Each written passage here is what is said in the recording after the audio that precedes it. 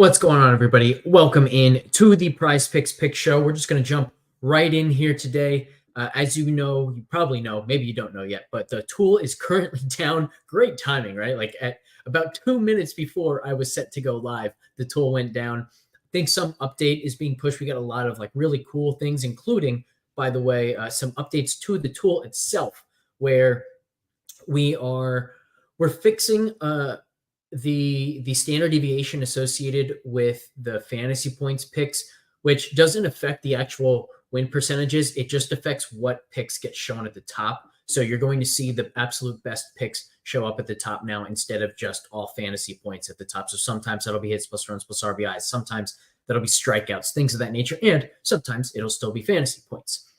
But I wanted to go live before the tool comes back because we've got a couple plays that start at 12:35, some really early baseball today. So let's start right there. We're going to the Yankees, and we're going to begin with Juan Soto, more than 7.5 fantasy points. So come over here. We're just going to kind of build this out as we go.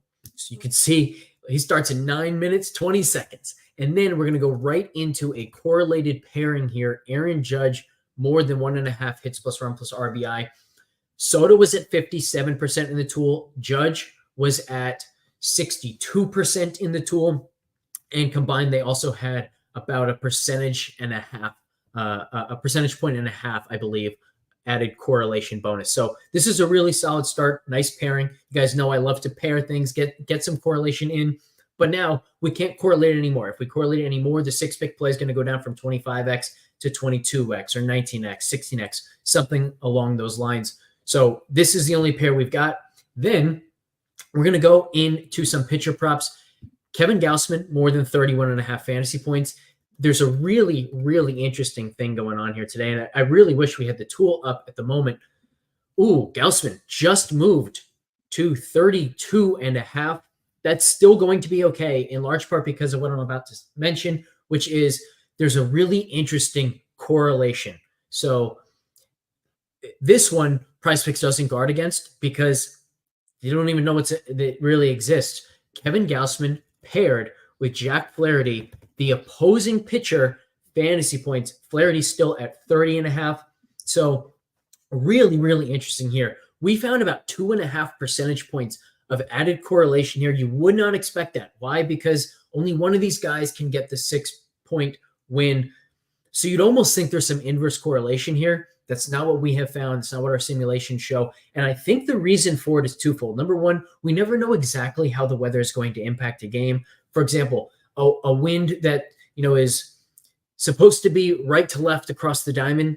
Sometimes the stadium plays with it. Wind swirls. Now the wind's blowing out, or the wind's coming in from the left, and yet it swirls and the wind's blowing out to right on the field. So we never quite know how the weather is impacting the game. Obviously, that's going to affect the two pitchers in the exact same way. The big one, though, I think, is the umpire's strike zone. If he's giving the pitch, 3 inches off the plate, he's probably giving it to both guys. We have an estimate for how an umpire is going to call a game because we have data on the umps. But that doesn't mean we know how they're going to call the game that specific day. If you've watched any baseball games, sometimes these umps just seem to be in their own world and they make up their own strike zone in that given day. So a guy can be, I think like a couple games ago, I was watching the Phillies game, I'm a diehard Phillies fan, and they mentioned at the beginning of the game, the ump loves to give the inside corner. Well, he didn't give the inside corner for the first 3 innings. He was giving the outside corner. And then all of a sudden it changed in like the 4th or 5th inning. So you just never know. But that in that way, opposing pitchers are positively correlated. The way that obviously PrizePicks not guarding against, as you can see, we're still getting the traditional payout here with this Flaherty and Gausman pairing along with the Yankee pairing.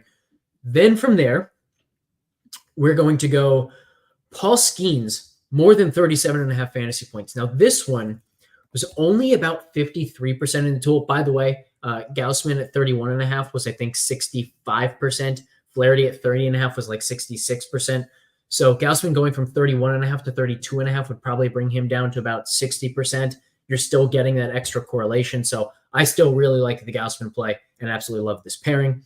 Paul Skeens, only 53% of the tool. He also starts in a little over 5 minutes. We're going to get this 6-pick play in here before the start. Don't you worry. If you're following live, you will be able to get this in full. Skeens only 53%, but we have some pretty conservative baseline projections for Skeens where, for example, we only have him projected for a little over 7 strikeouts. He might have 7 strikeouts in 3 innings, right? Like this guy might be historically good already.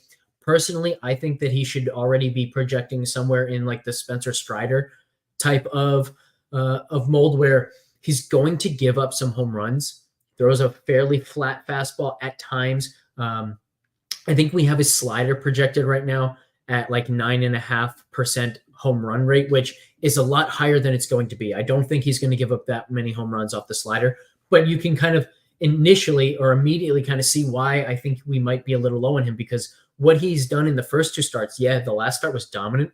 His first start, he really got away with a lot. He was walking too many guys, wasn't getting as many swings and misses, and he gave up a lot of really hard contact. So I think he only gave up 2 earned runs in that game. Maybe it was 3, but it very easily could have been 5, 6, 7 based on when hard contact came after guys were already on base. So I think he's going to be a lot better than that first start. I kind of think that was maybe just first start jitters. It wasn't locating the way he usually does. Obviously, he was a lot better that last start. I think we're going to see more of the last start from Skeens moving forward than the first start. So I really like this 37.5 number. I would put it more like 60 to 65%.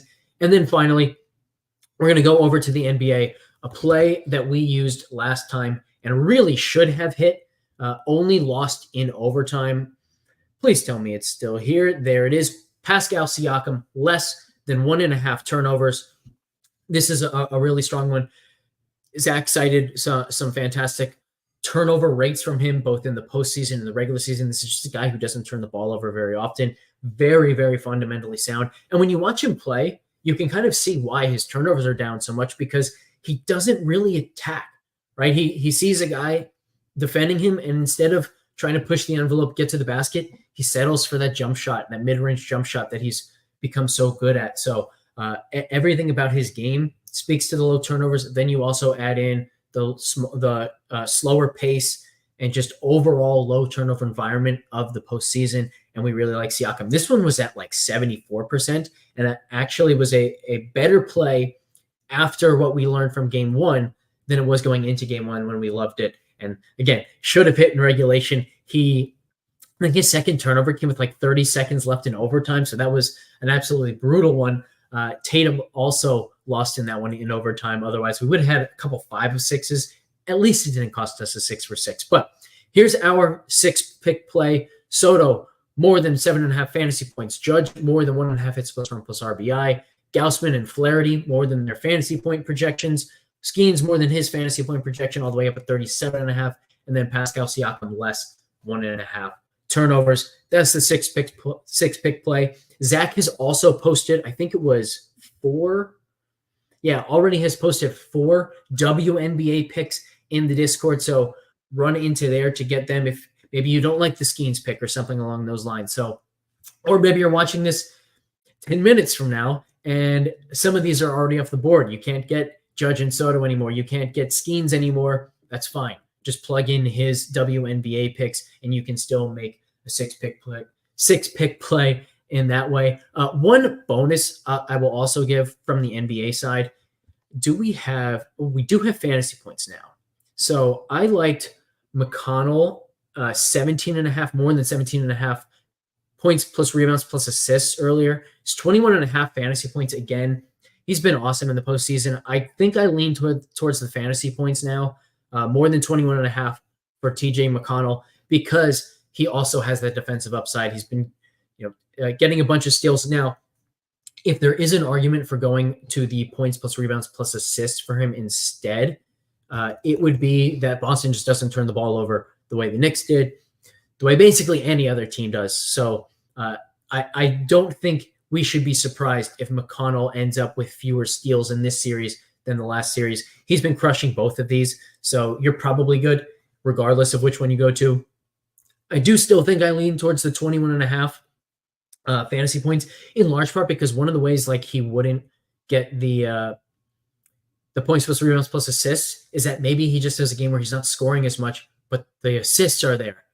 I want those assists to count as 1.5 instead of 1. I want the rebounds to count as 1.2 instead of 1. doesn't turn the ball over very often. So I do still lean towards the 21.5 fantasy points, but I think these are very close. So 7 picks today, plus the 4 that Zach has. So you're all set, even if you didn't get these Yankees and Skeens picks. Thank you, everybody, for tuning in. We will catch you next time.